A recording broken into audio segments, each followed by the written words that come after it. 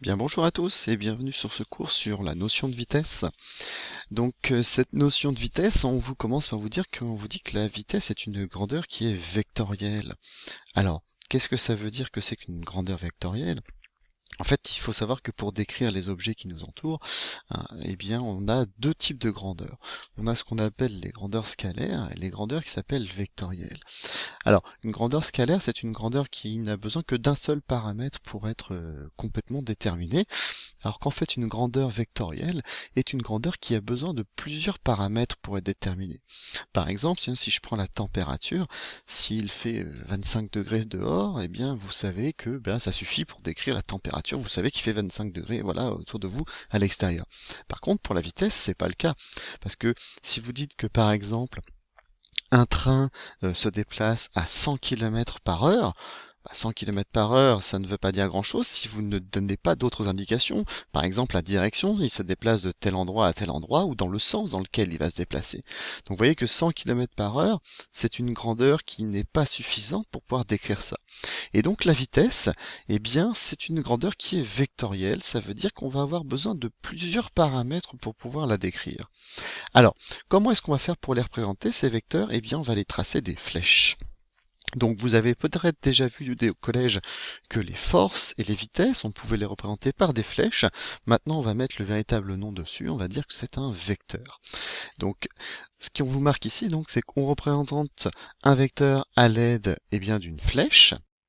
Donc une flèche, donc vous pouvez noter donc vous d'une flèche, il faudrait dire véritablement un segment fléché. Bon, une flèche, ça va quand même. Alors, et donc comment est-ce qu'on va le noter mathématiquement? Si par exemple, je veux un vecteur qui va d'un point A à un point B, eh bien je vais le noter AB. Alors A ici, B, et puis je vais faire une flèche dessus, qui va signifier que cette grandeur est une grandeur vectorielle. Alors, pour pouvoir les représenter, on va avoir besoin de quatre caractéristiques. Alors, quatre caractéristiques. La première, eh bien, c'est tout simplement ce qu'on appelle la droite d'action ou alors la direction. Alors, dans ce cas-là, je vais prendre ma règle. Oups, on va faire ça. Donc, je vais prendre ma règle. Pas de mal encore, moi. Voilà. Je vais zoomer. Et puis, on va tracer un trait dans ce carré. Rectangle, plutôt. Voilà. Ça va être ma droite d'action. Ça veut dire que je vais le faire suivant, cette direction-là. Ça, c'est ma droite d'action, donc je pourrais le noter ici, par exemple, donc droite d'action.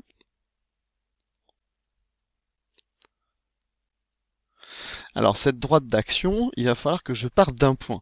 Alors, le vecteur que je vais représenter, c'est le vecteur AB, je vais partir du point A.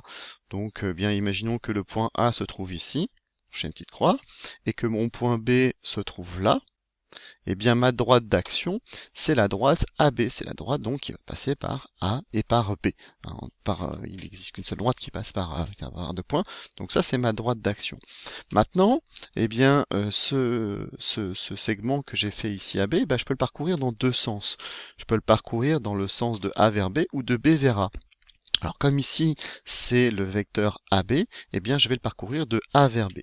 Alors ça veut dire que le bout de ma flèche, le bout de mon vecteur, je vais le faire au point A. C'est ce qu'on va appeler son point d'application. Le point d'application, c'est le point d'application là où on va commencer notre segment. Et puis le bout de ma flèche, je vais le faire ici. Donc je vais faire une flèche. Et mon vecteur, ce sera celui-ci que j'aurai tracé à cet endroit-là. Tchac, voilà, de A vers B. Ça, c'est mon vecteur que je vais pouvoir représenter à cet endroit-là. Alors, je vais mettre une légende quand même. La flèche, je vais écrire ça peut-être en bleu. Donc la flèche qui se trouve ici, ça, c'est ce qui permet d'indiquer le sens. Ce point-là, c'est ce qu'on va appeler le point d'application. Je mets point d'app pour aller un peu plus vite, on va le marquer bien accorté. Et par contre, la longueur de mon vecteur, ça c'est ce qu'on va appeler sa valeur, ou alors plutôt sa norme. Donc ça va être la norme de mon vecteur, c'est-à-dire la longueur de mon vecteur.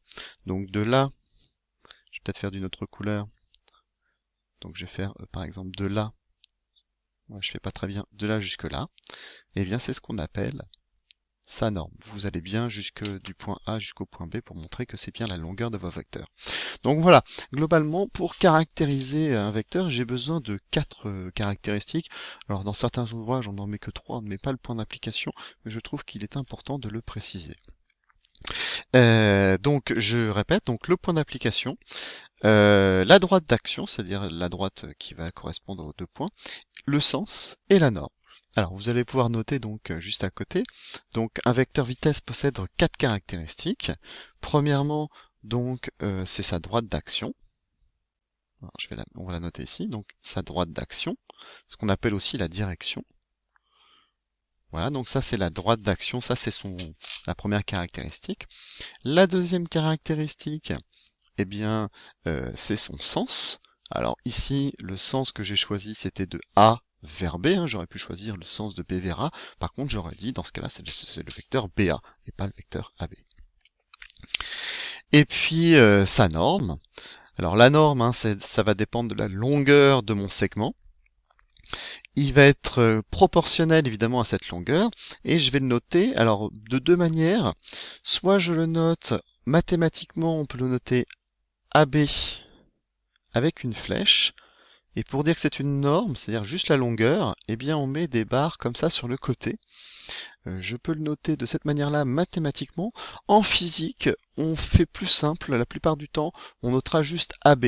En fait, quand je note AB avec une flèche, ça veut dire que je prends le vecteur, ça veut dire avec ses 4 caractéristiques. Quand je ne note que AB sans flèche, ça veut dire que je ne vais parler que de la longueur de mon vecteur.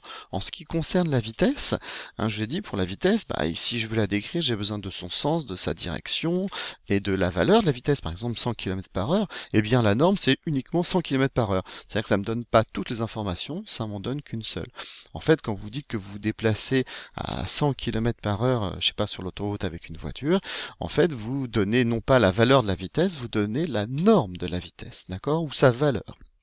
On peut dire les deux. Et dernière chose pour ce vecteur, eh bien, c'est son point d'application. Ici, ça va être le point A. D'accord, donc je le mets ici parce que je trouve que c'est plus pratique de dire que le point d'application c'est le point A. On va en avoir besoin après. Dans certains ouvrages, on ne le met pas. Voilà. Alors c'était pour les rappels sur les vecteurs. Alors donc maintenant on va l'appliquer pour tracer eh bien, un vecteur vitesse. Alors la vitesse, il y a plusieurs types de vitesse qui existent. On va en distinguer 2. On va déjà parler de la vitesse que vous connaissez. Alors, je vais venir ici. Donc si par exemple vous vous rendez d'un point à un autre, imaginons que vous prenez votre voiture et puis vous alliez à un point qui se trouve à une ville qui se trouve à 100 km, et que votre temps de parcours était de 1 heure, eh bien vous allez dire j'ai fait 100 km en 1 heure, donc ça veut dire que je suis allé en moyenne à peu près à 100 km/h. En effet, c'est vrai. Et là, c'est bien votre vitesse moyenne, c'est-à-dire qu'en moyenne, vous êtes allé à 100 km/h. Ça ne veut pas dire qu'à chaque instant, eh bien que votre vitesse fut de 100 km/h. Mais c'est vrai qu'en moyenne, vous êtes allé à 100 km/h. Des fois, vous êtes allé un peu plus vite, des fois, vous êtes allé un peu moins vite. Alors cette vitesse, c'est ce qu'on appelle la vitesse moyenne, donc entre 2 points assez distants l'un de l'autre. On va faire la distinction après justement avec la vitesse en un point, en un temps donné. Puisque justement ça ne sera pas la même. Alors la première c'est celle que l'on connaît, c'est la vitesse moyenne. Donc à chaque fois qu'on a parlé de vitesse pour l'instant, on a sous-entendu que c'est ce qu'on appelait une vitesse moyenne et pas une vitesse à un instant donné. Alors je donne un exemple ici. Vous avez donc ici on imagine que vous avez un ballon. J'ai ici noté un référentiel, d'accord, donc c'est un repère qui est basé avec une horloge qui permet d'avoir une référence de temps. Donc j'ai les 3 dimensions de l'espace et puis une dimension du temps. Et puis on imagine que je tape dans ce ballon. Donc on va dire que la trajectoire c'est celle-ci, donc votre ballon va partir, et donc il a cette trajectoire-là. On va débuter, donc on va dire que je tape à l'instant 0 en M ici, et que votre point, je vais considérer la trajectoire jusqu'à ce point-là que je vais appeler par exemple M'. Donc si je veux maintenant représenter mon vecteur vitesse moyenne, je vais tout simplement dire c'est que je vais prendre le point de départ, le point d'arrivée, et puis je vais tout simplement tracer mon vecteur vitesse. Alors, je vais commencer déjà par tracer un vecteur qui n'est pas le vecteur vitesse, c'est un autre vecteur qu'on va appeler le vecteur déplacement. Alors, je vais prendre la règle. Donc on va prendre la règle, je vais essayer de faire quelque chose de propre. Hop, hop, hop, hop, hop, hop. Voilà, c'est pas facile. Est-ce que je peux... Alors, non, toujours pas. Voilà, comme ça à peu près. Peut-être, presque. Voilà. Donc là, voilà, je prends ma règle et je vais tracer un premier vecteur. Donc ce premier vecteur, il va partir de ce point-là. Et je vais tracer ce vecteur jusqu'au dernier point. Alors j'enlève ma règle. Alors mon point d'application ici, c'est le point M, c'est celui-ci. D'accord? Et le point d'arrivée, c'est celui-ci, c'est le point M'. Donc là, ce que je viens de tracer, hein, mathématiquement, c'est ce qu'on appelle le vecteur M'. J'oublie pas la petite flèche parce que c'est un vecteur. Donc ce vecteur, on va l'appeler le vecteur déplacement. On va le noter juste en dessous, sur les petits pointillés. Donc MM', je vais noter en bleu. Donc MM' ici, ce que je trace, je suis parti du point M, je suis allé jusqu'au point M', c'est ce qu'on appelle le vecteur déplacement. Alors maintenant, si je veux définir ma vitesse moyenne, vous savez que la vitesse c'est quoi? C'est la distance parcourue divisée par le temps. Alors ma vitesse, on va la noter V, d'accord, pour vitesse. Le problème, c'est que c'est une vitesse ici qui va être moyenne, donc je vais marquer en indice moi, pour moyenne, et comme c'est un vecteur, eh bien je vais mettre une petite flèche par-dessus. C'est égal à quoi? C'est la distance parcourue, donc globalement, c'est quoi? C'est mon vecteur MM', c'est mon vecteur déplacement, qui se trouve ici, donc M', divisé par la durée. Alors, en fait, la durée, c'est quoi? Bon, on va l'appeler, on va dire delta t, c'est-à-dire qu'en globalement, de là jusque là, c'est une certaine durée, j'ai mis un certain temps, et ce temps-là, je vais l'appeler delta t. Vous vous souvenez, delta, ça veut dire que c'est une différence de temps.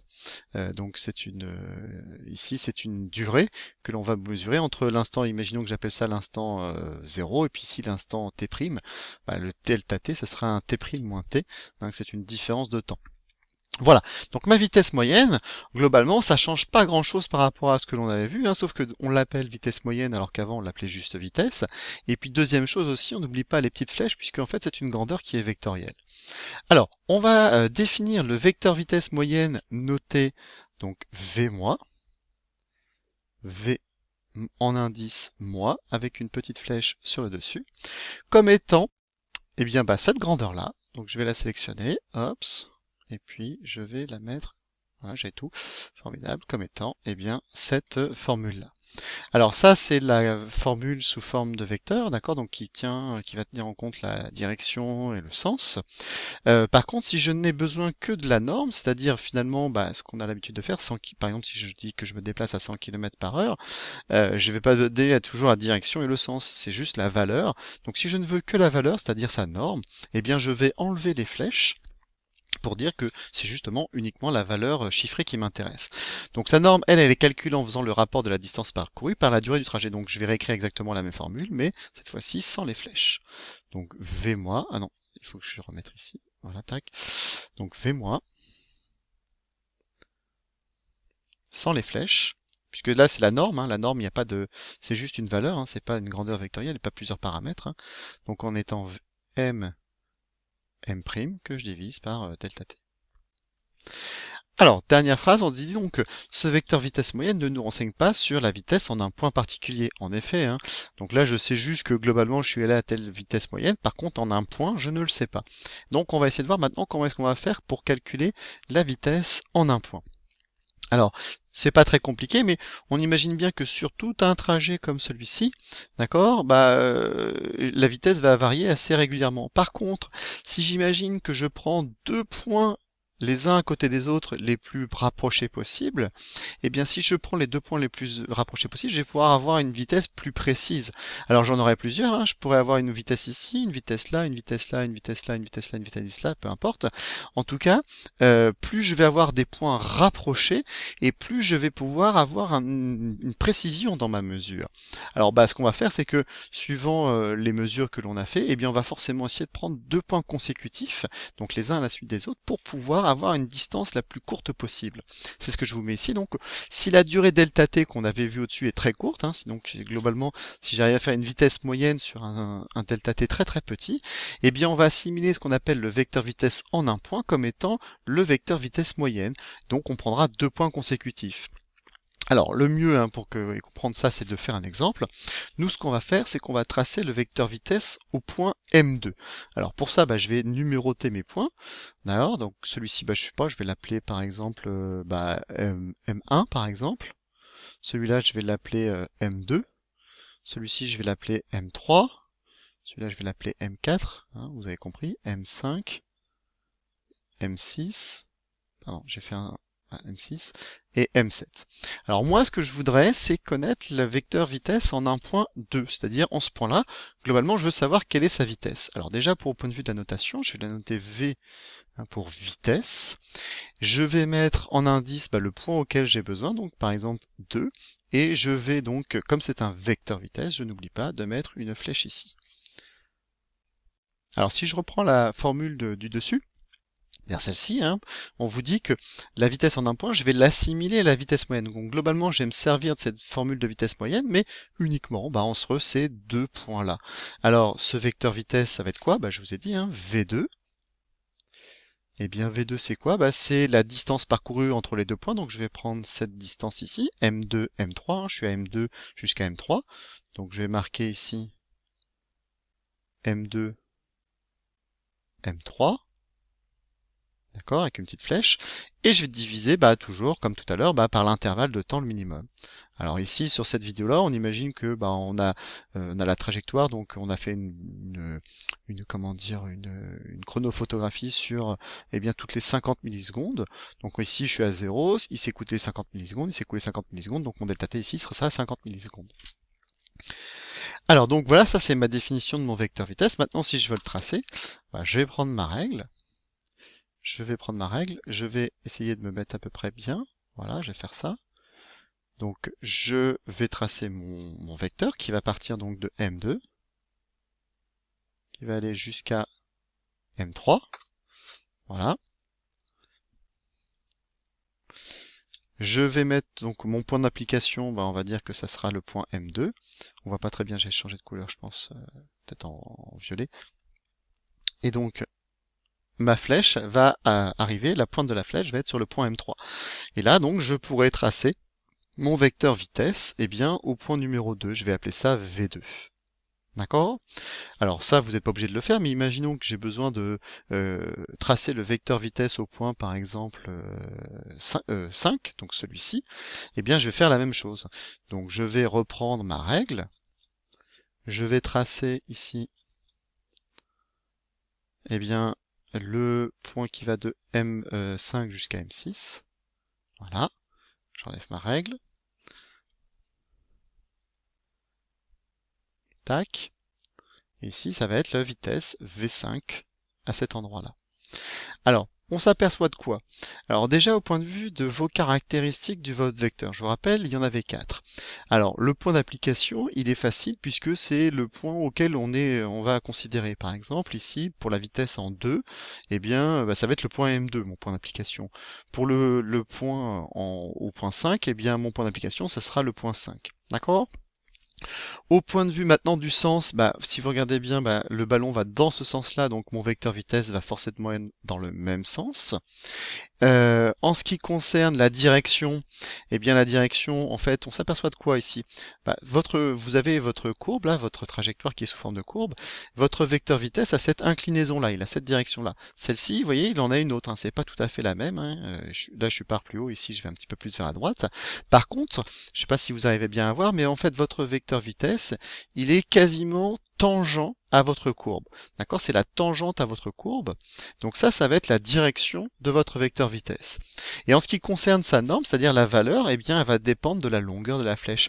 Plus vous avez une vitesse qui va être importante, plus vous allez avoir une flèche longue. Ce qui veut dire qu'en gros, je sais que si je tape dans mon ballon ici, eh bien, au début de son parcours, il va avoir une vitesse plus importante que plutôt vers la fin. D'accord? À cet endroit-là. Et donc, comment est-ce que je vais faire pour la calculer la norme? Je vais reprendre cette formule-là, et puis je vais enlever les flèches pour dire que c'est la norme. Donc, quand c'est avec des flèches, c'est la grandeur vectorielle, ça veut dire que c'est toute la flèche qui doit être représentée. Quand je ne mets pas la flèche, c'est la norme, c'est-à-dire c'est la valeur. Alors, sur la feuille d'après, c'est ce que je vous mets. Donc, les caractéristiques du vecteur vitesse en un point sont, le point d'application, c'est le point considéré. Alors, je vais écrire en plus fin, peut-être ça va être plus joli. Donc, le point considéré. Le point considéré. Alors ici, par exemple, dans le premier exemple, c'était M2, donc ça veut dire que je vais commencer ma flèche au point M2. La direction, elle est tangente à la trajectoire. Donc tangente à la trajectoire.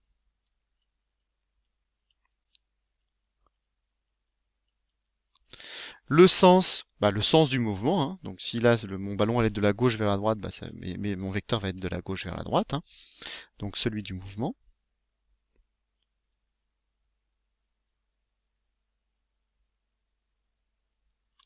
Et puis sa valeur ou sa norme, les deux peuvent se dire, c'est la formule que j'ai dit tout à l'heure. Par exemple ici, ça va être V2 égale à M2, M3. Donc je vais mesurer avec ma règle M2, M3, et puis je vais diviser par l'intervalle de temps ici. Donc ça va être un delta T, tout simplement un T3 moins un T2. Et par contre, cette norme, je vous demanderai qu'elle soit en mètres par seconde. D'accord? C'est les unités officielles de la vitesse. Alors, je fais une remarque, parce que ceux qui vont poursuivre la spécialité physique, on va peut-être pas vous raconter ça l'année prochaine. Donc, on vous dit, cette détermination permet d'avoir une valeur approchée du vecteur vitesse qui sera d'autant meilleure que l'intervalle de temps entre deux points sera court. En effet, c'est vrai. Si je prends ici ma vitesse moyenne entre le point d'arrivée et le point de départ, évidemment, je vais jamais quasiment avoir la bonne valeur de ma vitesse à un instant donné. Par contre, ici, plus je prends des points rapprochés, un delta t suffisamment court, et bien dans ce cas-là, je vais avoir une valeur d'une vitesse en un point qui va être de plus en plus précise. Si je rapprochais en imaginant que j'arrive à faire des points aussi rapprochés les uns que les autres, j'aurai d'autant plus de précision. Donc ce qui est vrai. Donc ce qui veut dire que ma détermination de mon vecteur vitesse en un point, ça reste une approximation. Il existe une véritable manière pour pouvoir déterminer la vitesse qu'on appellera instantanée. Ça sera avec une notion de mathématiques que vous n'avez pas vue encore, qui sera vue l'année prochaine, qui sera la notion de dérivée. Donc je mets une remarque pour vous dire que tout ce que je vous ai dit ici, en fait c'est pas tout à fait correct. On va faire comme ça en secondes. On va considérer que pour calculer la norme, je vais mesurer avec ma règle la distance M2, N3, puis je vais diviser par un temps. Vous verrez probablement dans les prochaines classes qu'on ne fera pas forcément exactement de la même manière. C'est un peu plus compliqué, mais là le problème c'est que vous n'avez pas les notions de mathématiques pour pouvoir comprendre véritablement ce que c'est que la vitesse. Alors, ce qui va se passer, c'est qu'on va tout simplement faire des exemples. Je vais prendre deux exemples. Je vais prendre un premier exemple, c'est le mouvement rectiligne, et puis je vais prendre un deuxième exemple, c'est un mouvement circulaire. Donc je vais vous lire l'énoncé, vous allez le lire aussi en même temps que moi, et puis je vous ai laissé de faire les questions, et puis vous ferez une pause sur la vidéo pour pouvoir répondre aux questions. Alors on vous dit donc que le document ci-dessous représente la position d'une moto au cours du temps, à différentes phases de son mouvement, dans les référentiels terrestres. On désire représenter le vecteur vitesse aux points G2 et G4. Alors là, j'ai appelé ça ces points G, comme un peu le centre de gravité. Tout à l'heure, c'était des points M un peu quelconques. Je peux appeler ça un peu comme je veux. Donc le symbole de lettre, c'est pas un problème. Donc on a fait un premier enregistrement. Ici, donc j'ai une moto qui se déplace. Donc je suis au départ, je suis ici, et puis la moto, elle avance, et puis elle arrive à ce point-là. Ensuite, j'ai un deuxième enregistrement. Donc je suis ici, pareil, j'arrive à ce point-là. On voit bien qu'il y a une petite différence en point de vue des points. Alors, là, c'est très important. On vous dit donc qu'il y a plusieurs types d'échelles. Premièrement, j'ai une échelle de longueur. En fait, 1 cm sur votre feuille va représenter 1 mètre en réalité. Et deuxième chose, la durée entre chaque point, delta t, tout à l'heure, est de 100 millisecondes. Ça veut dire que de là à là, il s'est écoulé 100 millisecondes. De là à là, 100 millisecondes, 100 millisecondes, 100 millisecondes. Même chose ici. Entre là et là, il s'est écoulé 100 millisecondes. De là à là aussi 100 millisecondes, 100 millisecondes, etc., etc. Donc ça, c'est pour les échelles de longueur et de durée. Je vous propose aussi une deuxième échelle, une échelle de vitesse, puisque il faudra faire attention quand on va représenter ici les flèches. Si c'est un vecteur déplacement, on utilisera plutôt l'échelle de longueur. Si c'est un vecteur vitesse, eh bien dans ce cas-là, on utilisera l'échelle de vitesse. Et donc dans ce cas-là, 1 cm représentera 8 mètres par seconde. Alors, donc, je vous pose plusieurs questions, vous pouvez essayer de les faire et puis moi je vais y répondre. Alors, si vous n'y arrivez pas, vous regardez la correction et si vous y arrivez, tant mieux pour vous, mais vous pouvez faire pause. Bien, alors, première question, mesurer la distance M2, M3. Alors, j'ai fait une petite erreur de notation sur mon énoncé, vous allez corriger, c'est pas grave, ici c'est pas M2, M3, c'est G2, G3. Donc, je vais barrer ici, j'ai marqué G2, G3. Alors, je mesure, donc je prends ma règle. Alors bon, vous prenez une vraie règle, puis sur votre feuille directement, vous allez mesurer G2, G3, donc de là jusque là. Donc, si vous mesurez correctement, vous allez trouver que G2, G3, c'est à peu près, moi j'ai trouvé 1,6 cm. Donc ça, c'est sur ma feuille. Par contre, quelle distance réelle représente-t-elle? Là, il va falloir que j'utilise mon échelle de distance, mon échelle de longueur. 1 cm sur la feuille mesurée représente 1 mètre. Donc bon, il ne faut pas non plus être super fort en calcul pour comprendre que cette distance représente réellement. Donc on peut marquer donc cette distance représente, eh bien en réalité, 1,6 mètres. Vous êtes bien d'accord, puisque 1 cm va représenter 1 mètre. Donc moi je mesure 1,6 cm en longueur, par contre, en réalité, ça représentera 1,6 mètre. Calculer la norme de V2. Alors la norme de V2, c'est quoi? Eh bien V2, si je reprends ma définition, ça va être G2, G3, donc la distance que j'ai mesurée juste avant, en réel évidemment par contre, divisé par l'intervalle de temps, le delta t. Et donc, si je me pose la question, G2, G3, je l'ai vu tout à l'heure, c'est 1,6 mètres, que je divise par delta t. Donc delta t, entre chaque point entre G2 et G3, il s'est écoulé combien? 100 millisecondes. Donc je divise par 100 millisecondes. Là, si je fais mon calcul, alors je peux penser à mes unités. Au crayon papier, ici j'ai des mètres et ici j'ai des millisecondes. Donc si je fais mon calcul, j'aurai des mètres par milliseconde. Ah oui, c'est bien, mais le mieux c'est quand même d'avoir les bonnes unités du système international, c'est-à-dire des mètres par seconde. Donc en fait, ce que je vais faire, c'est que je vais convertir mes millimètres, mes millisecondes, en secondes pour avoir des mètres par seconde. Donc comment on fait? On fait x 10 3. Donc je fais x 10 puissance moins 3. Et donc dans ce cas-là, je fais mon calcul à la calculatrice et je trouve 16 mètres par seconde. 16 mètres seconde moins 1. Alors représenter V2. Donc V2, je vais le représenter ici. Par contre, là il va falloir faire attention, c'est que je vais utiliser pour ça l'échelle de vitesse. L'échelle de vitesse, 1 cm représente 8 mètres par seconde. Alors déjà, premièrement, je vais prendre ma règle. Mon point d'application, ça va être mon G2 ici, cet endroit-là, tac. Et puis ensuite, je vais représenter mon vecteur vitesse qui va être tangent à la trajectoire. Voilà, comme c'est une droite, c'est assez facile puisque la tangente, c'est cette direction-là. Maintenant, la question est de savoir de combien je vais faire ma flèche. Quelle va être la distance que je vais représenter sur la flèche. On vous dit 1 cm représente 8 mètres par seconde. Je peux faire tout simplement un produit en croix. Si je sais que 1 cm représente 8 mètres par seconde, moi, ce que je veux, c'est 16 mètres par seconde. Voilà, donc si je regarde bien, si je fais mon calcul, je vais faire 16 fois 1 divisé par 8, ça vous donne 2 cm. Donc mon résultat sera de 2 cm. Donc globalement, je vais prendre ma règle et je vais mesurer, faire un trait qui fait 2 cm là-haut. Donc si je veux faire un trait qui fait 2 cm là-haut, donc je vais faire ça, donc je prends ma règle. Et puis alors bon, vous essayez de faire quelque chose de correct. Moi, c'est pas facile ici avec les outils dont je dispose. Donc ça va faire à peu près, ça va aller un petit peu plus que G3. Voilà, je vais avoir mon vecteur vitesse. Voilà, ça va donner à peu près ça. Hein. Ici, moi, je peux pas trop mesurer correctement. Donc, mon point d'application, hein, c'est le G2. Et puis ma flèche ici, le bout de ma flèche, ça va être à peu près ici. Voilà. Donc là, j'ai représenté quoi? J'ai représenté mon vecteur vitesse au point 2. Donc je peux faire V2 à cet endroit-là, avec ma flèche.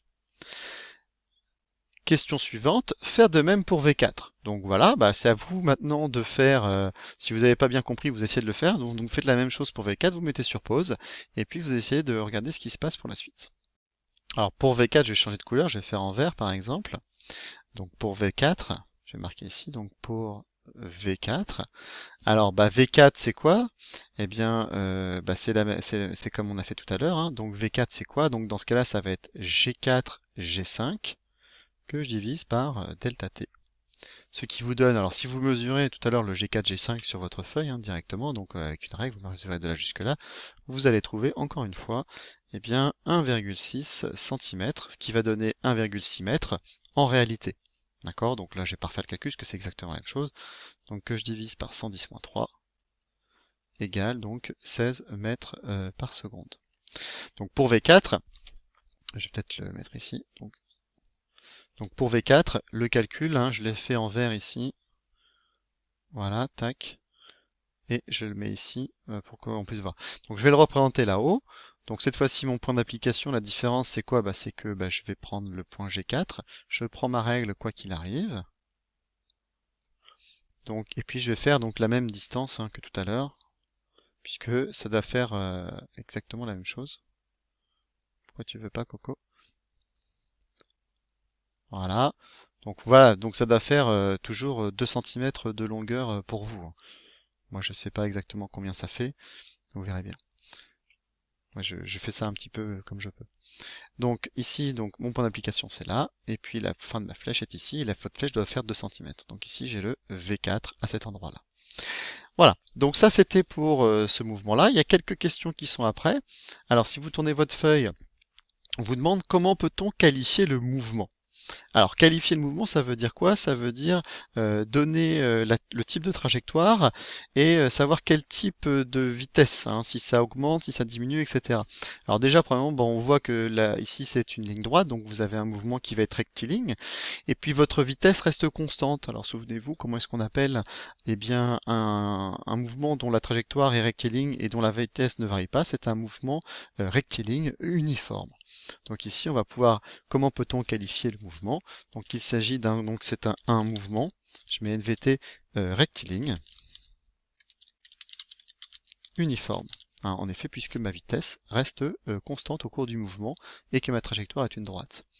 Alors, calculer V moi sur l'ensemble du trajet. Alors la vitesse moyenne sur l'ensemble du trajet, je vais prendre le point de départ, je vais prendre le point d'arrivée. Donc le point de départ c'est celui-ci, et le point de départ c'est celui-là.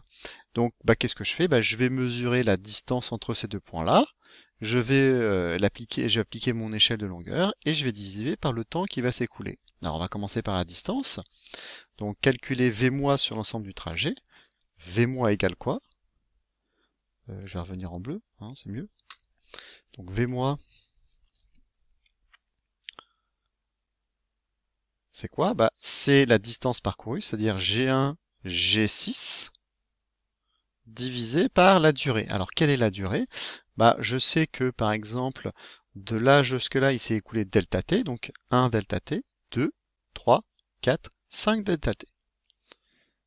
Donc, V moi, ça donc 5 delta t. Donc, G1, G6, si vous mesurez avec une règle, vous allez trouver à peu près 8 cm. Donc j'ai 8 cm. 8 cm, d'après mon échelle, ça représente 8 mètres. Donc voilà, directement, ça fait 8 mètres que je divise par 5 delta t. Donc 5 fois 100 secondes fois 10 puissance moins 3. Et donc si je fais mon calcul ici, on va trouver 16 mètres par seconde. Voilà. Bon, j'ai pas fait les chiffres significatifs ici, voilà, c'est juste pour comprendre comment ça fonctionne, c'est le principal. Donc 16 mètres par seconde, c'est votre vitesse moyenne. Bah oui, heureusement, puisque comme votre mouvement est un mouvement rectiligne uniforme, bah, la vitesse ne va pas changer. Donc ça veut dire que là, la vitesse pardon, en un point donné et la vitesse moyenne seront équivalentes. Alors maintenant, ce que vous allez essayer de faire, c'est essayer de faire la même chose, hein, reprendre les questions AF, mais pour l'enregistrement 2. Donc en gros, ce que je veux, c'est que vous essayez de me tracer les vecteurs V2 et V4, et que bah, vous me qualifiez le mouvement, et calculer la vitesse moyenne aussi. Voilà. Alors, même chose ici, si vous pouvez faire une petite pause sinon, mais voilà, je vais faire la correction. Donc, même chose ici, donc je veux la vitesse au point 2, donc je vais mesurer G3, G2, G3. Alors, si on mesure cette distance-là, on trouve à peu près 2,1 cm sur votre feuille, ce qui représente évidemment 2,1 mètres en réalité. Et puis, bah, le delta T, c'est toujours la même chose. Alors, donc, répondre aux questions F, donc moi, je vais faire un petit point ici, donc pour V2, je vais faire mon calcul.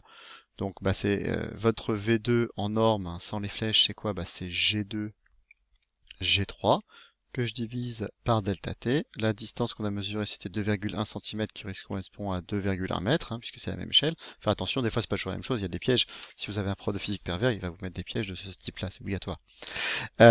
Donc c'est fort probable. Donc delta T, c'est quoi? Bah, delta T, c'est toujours 100 millisecondes. Donc 100 fois 10 puissance moins 3. On trouve donc 21 mètres par seconde. Donc cette vitesse-là, donc ça c'est ma norme. Donc pour la représenter, bah, je vais utiliser mon échelle de vitesse. Alors l'échelle de vitesse, ma mémoire flanche, donc c'est 1 cm représente 8 mètres par seconde. Donc je vais faire mon produit en croix. Donc j'ai dit, on va le faire en vert. Donc 1 cm représenté pour la vitesse va représenter 8 mètres par seconde. Moi j'ai 21 mètres par seconde. Donc je fais mon produit en croix, 1 fois 21 divisé par 8, et mon résultat, ça sera, faut que je prenne la calculatrice, donc 2,6 cm. Donc moi je vais faire un trait de 2,6 cm. Donc 2,6 cm. Voilà. Donc là, j'ai tout ce qu'il me faut, hein. J'ai la norme. La norme, c'est 21 mètres par seconde. Avec mon échelle, ça va faire un trait de 2,6 cm. Donc là, toujours la même chose, comme c'est un mouvement rectiligne, bah, c'est facile pour trouver la tangente à la trajectoire, puisque c'est évidemment la droite, hein. Donc là, je vais me mettre bien ici. Je vais commencer mon point en G2, et puis donc je vais faire un trait de 2,6 cm. Oups, pardon. Donc je me remets bien. Donc 2,6... Oh zut, pardon. Donc 2,6 cm, je pars d'ici, hop, et puis je fais à peu près 2,6. Alors sur votre feuille, ça doit arriver à peu près ici. Moi, je vous ai dit tout à l'heure, c'est pas facile. Je fais ça un peu au pifomètre. Donc voilà, ici, tac, ouais, j'ai pas bien fait la petite flèche. Je marque ici V2. Voilà. Donc je fais la même chose au point G4, donc je vais mesurer cette distance-là. Si vous mesurez cette distance-là avec une règle, vous trouvez 1,1 cm. Je vais reprendre ma feuille juste après. Donc on va faire pour V4.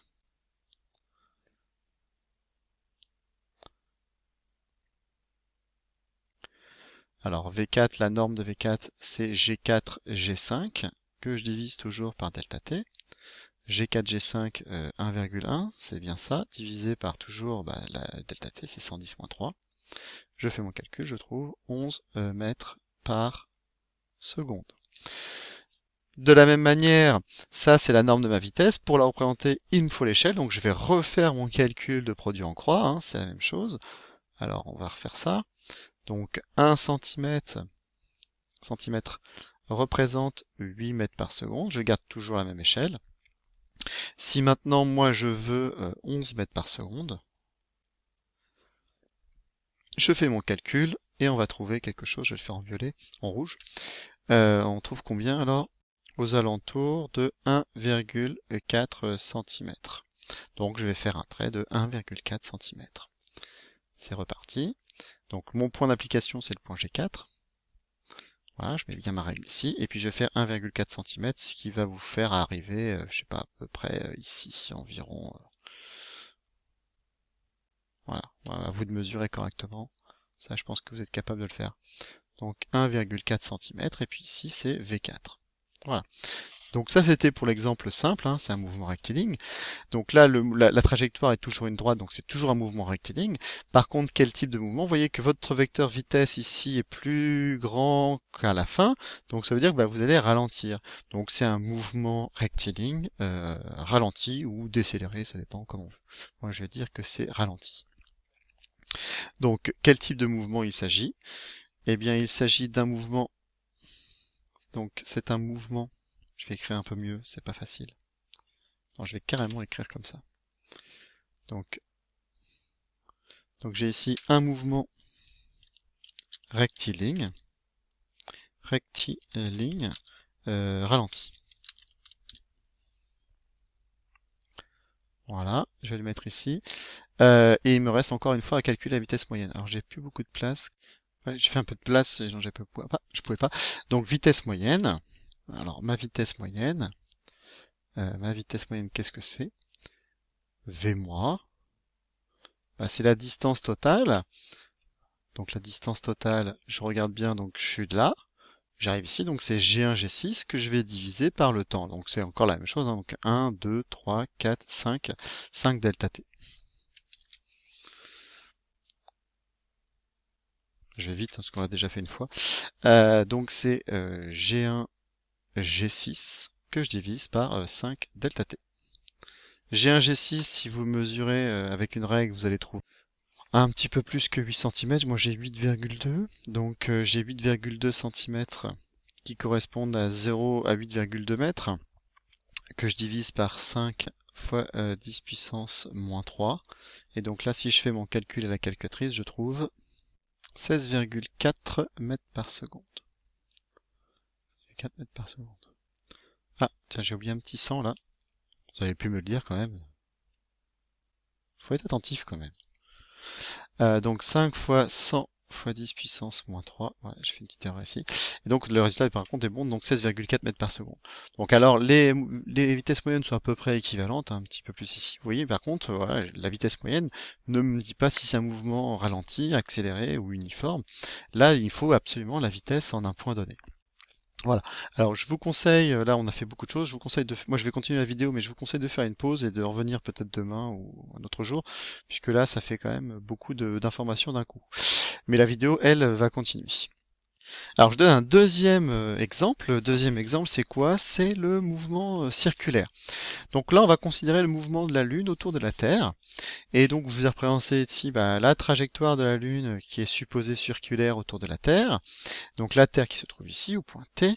Et puis les points L1, L2, L3, ce sont les différentes positions de la Lune au cours du temps. Alors, je vous dis donc qu'on considérera le mouvement de la Lune autour de la Terre comme étant circulaire uniforme. Hein. Ce n'est pas le cas, en fait, c'est pas circulaire uniforme. Mais ça, ce sera pour plus tard. On supposera que la Lune fait un tour de la Terre en 28 jours. Pareil, c'est pas tout à fait correct, mais tant pis. Et que le centre de la Lune est situé à une distance d de 385 000 km du centre de la Terre. D'accord? Donc là, c'est à vous de bien comprendre l'énoncé, de bien extraire toutes les informations qui sont ici pour pouvoir répondre à mes questions. Alors, quelles sont les questions? On vous demande quel référentiel est le plus approprié pour cette étude.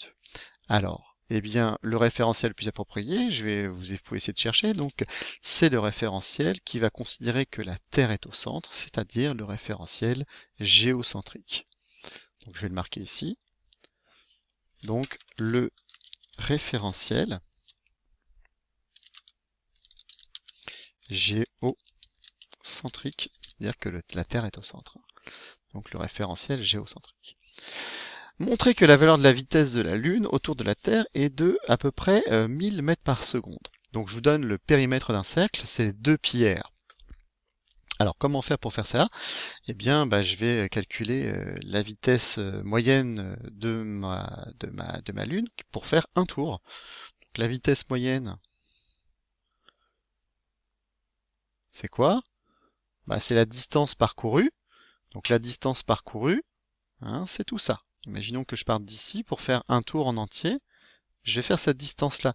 Si vous regardez bien, eh bien ça, c'est ce qu'on appelle donc le périmètre du cercle. C'est pour ça que je vous donne la formule du périmètre.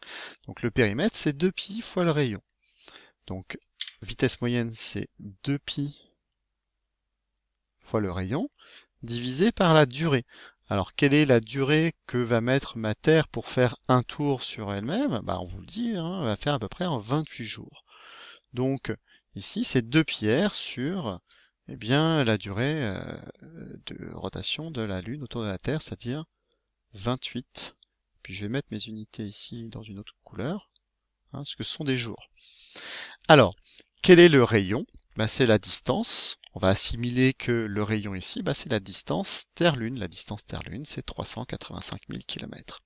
Donc je vais poser ça dans mon calcul. Donc dans mon calcul, je vais mettre donc 2π fois le rayon. Donc 2π fois le rayon fois 385 000. Alors ce sont des kilomètres. Je mets ça d'une autre couleur pour qu'on puisse bien se rendre compte des unités. Divisé par eh bien, 28 jours.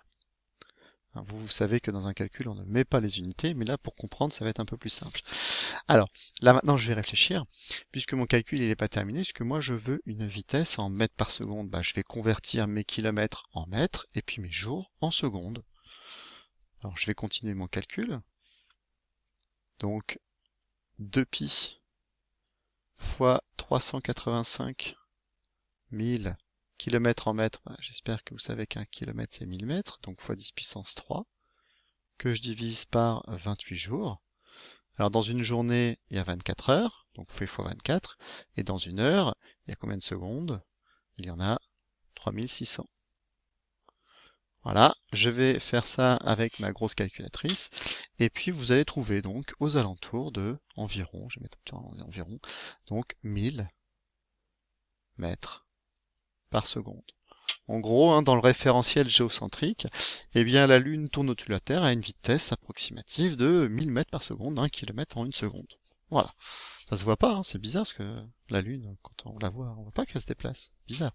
Vous répondrez à cette question par vous-même. Alors, question petit c, tracer les vecteurs vitesse au point L1 et L2 grâce à une échelle judicieusement choisie. On prendra comme point d'application le centre de la Lune. Alors, on va essayer de réfléchir. Et donc, moi, je veux tracer le vecteur vitesse au point L1 et au point L3. Donc, le point d'application, alors on va commencer par L1. Donc, le point d'application pour L1, on dit, hein, c'est le centre de la Lune, donc c'est celui-ci. Donc, je vais prendre ça comme point d'application. Et maintenant, je vais tracer ma vitesse. Alors, pour tracer un vecteur vitesse, vous avez besoin donc de plusieurs caractéristiques. Le sens, bah, si vous regardez bien, la Lune va tourner dans ce sens, hein, d'accord? Donc je vais passer de L1 à L2, etc. Donc on va dire que c'est ce sens de rotation, donc il va m'indiquer le sens. La direction, c'est quoi? Eh bien la direction que l'on va utiliser pour un vecteur vitesse, c'est tangent à la trajectoire. Alors vous voyez ici, j'ai un cercle. Alors, si je dois tracer la tangente en ce point-là, eh bien, je ne sais pas si vous savez, mais en mathématiques, eh bien, la tangente à un cercle, eh bien, elle est perpendiculaire à votre rayon. Donc, imaginons que je trace ici mon rayon. Voilà, ça c'est mon rayon qui va être de là jusque là. Eh bien, moi, je veux la perpendiculaire à ce rayon-là. Donc, ma direction va être complètement verticale.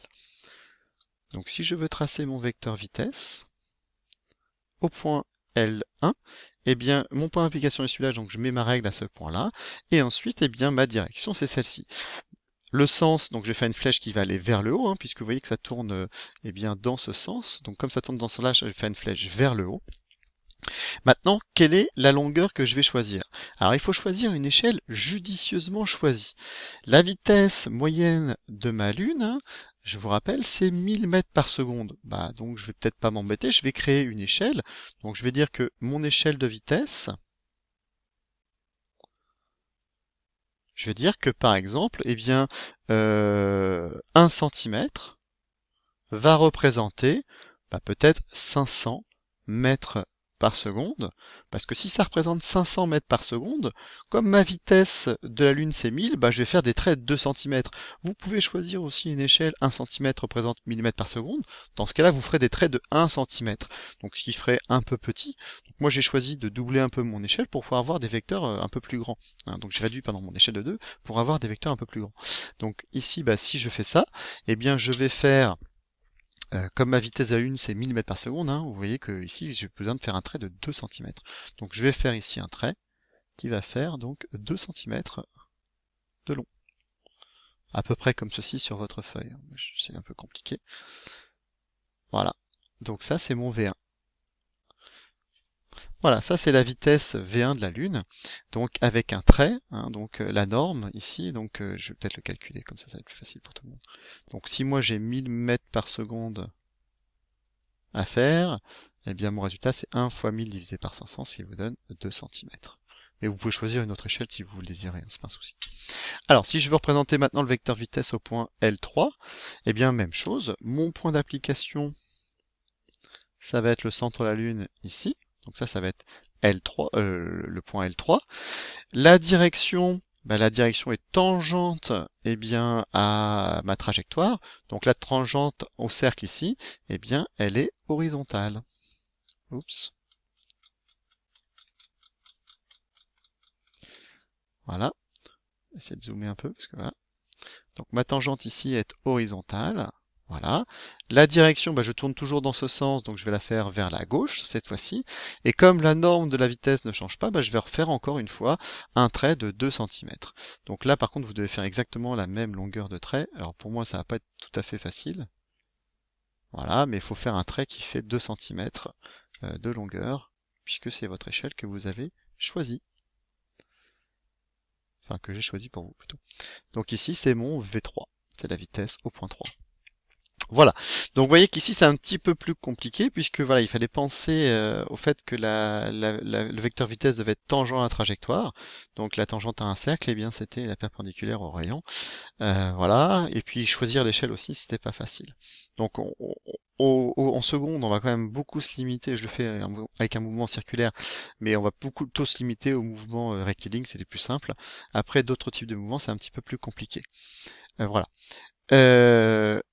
Donc on vous demandait donc tracer, ça c'est fait. Donc le vecteur vitesse de la Lune en un point est-il constant justifié? Alors ça c'est une question qui n'est pas facile. Parce que en fait, je pense que la plupart d'entre vous, vous allez dire, bah oui, c'est la même chose. En fait, non. Ce qui est constant, c'est la norme, c'est-à-dire 1000 mètres par seconde. Ça va toujours à 1000 mètres par seconde. Par contre, est-ce que votre vecteur vitesse est le même? Non, puisque votre vecteur vitesse a cette direction-là, alors que dans ce cas-là, il a cette direction-là. Donc vous avez une variation du vecteur vitesse. Même si la norme de votre vitesse, c'est-à-dire la valeur, ça va toujours à 1000 mètres par seconde, vous avez quand même un changement de vitesse.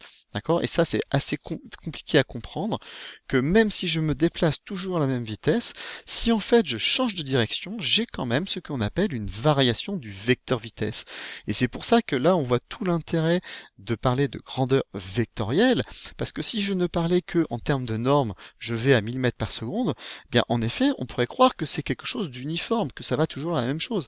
Eh bien en fait, pas du tout. Hein. Vous avez ici, comme vous avez un mouvement circulaire, eh bien vous avez un changement de vecteur vitesse. Ça veut dire que votre vitesse n'est pas la même au cours du temps.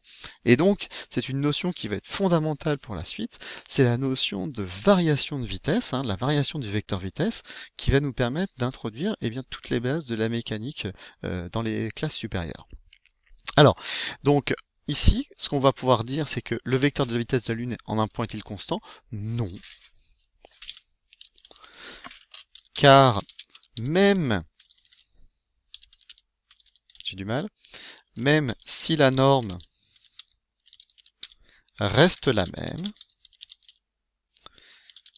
la direction du vecteur vitesse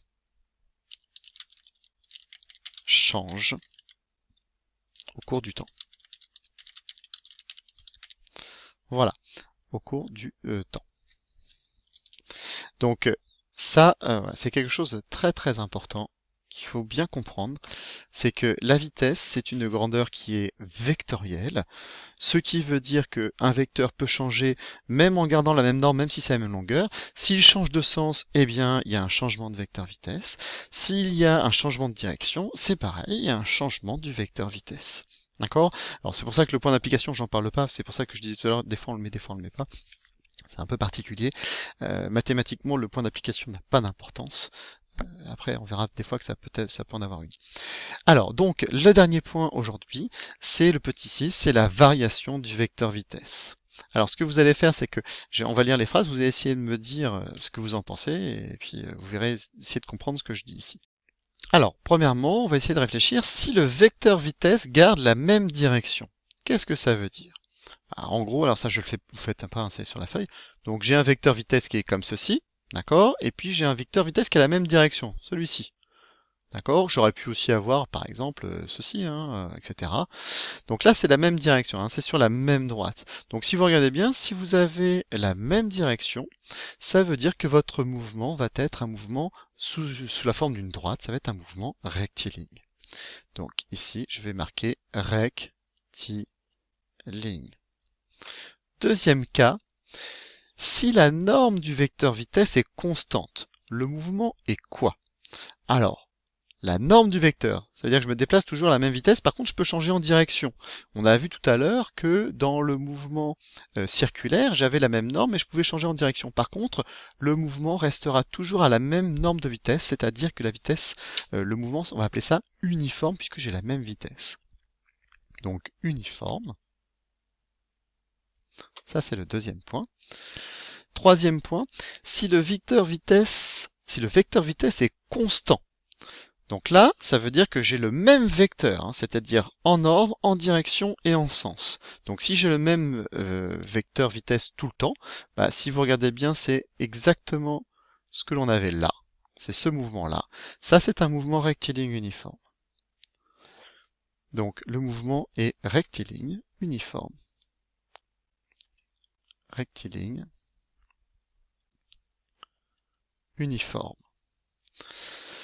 Et dernier cas, si la norme du vecteur vitesse est constante et change en direction, alors là, dans ce cas, la norme, si elle est constante et si ça change en direction, c'est le cas que l'on avait juste ici. Donc j'ai la même norme, par contre je change en direction, regardez bien, votre mouvement ici, il est circulaire. Donc si la norme du vecteur vitesse est constante et change en direction, le mouvement est circulaire. Bien. Alors, on va faire une petite pause. Donc, en fait, cette notion-là, elle est excessivement importante. Pourquoi est-ce qu'on vous embête avec le vecteur vitesse? Parce que si je connais mon vecteur vitesse, si je sais qu'il peut varier, si je connais même sa variation, si je sais comment il va varier au cours du temps, eh bien, je vais pouvoir exactement savoir quel type de mouvement j'ai à faire. Donc, ça va me permettre de caractériser mon mouvement.